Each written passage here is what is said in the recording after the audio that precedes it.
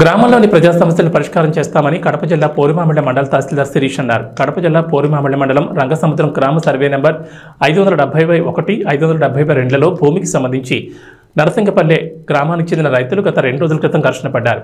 ఈ విషయంపై మండల తహసీల్దార్ శిరీష, రెవెన్యూ ఇన్స్పెక్టర్ సుధాకర్ రెడ్డి, మండల సర్వేయర్ జానీ మరియు రెవెన్యూ సిబ్బంది ఆ గ్రామాన్ని సందర్శించి భూమిని పరిశీలించి భూమి హద్దులు నిర్ధారించి గ్రామస్తులతో మాట్లాడారు. ఈ మేరకు తహసీల్దార్ శిరీష రెవెన్యూ రికార్డు ప్రకారం జిల్లా కలెక్టర్ విజయరామరాజుకు విచారణ నివేదిక సమర్పించారు.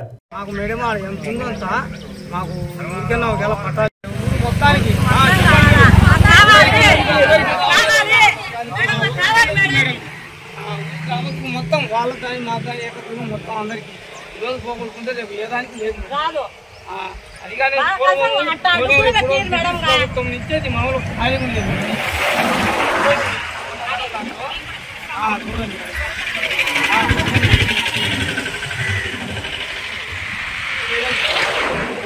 పట్టణాలలో ఖాళీ లేదు. అటువంటి ఇదే పొలాలతో పొలాలను పోతానే ఉండదు. పోతాను కానీ వాళ్ళ పట్టాలే అని దానికేం మాకు దారి ఎప్పటి ఇది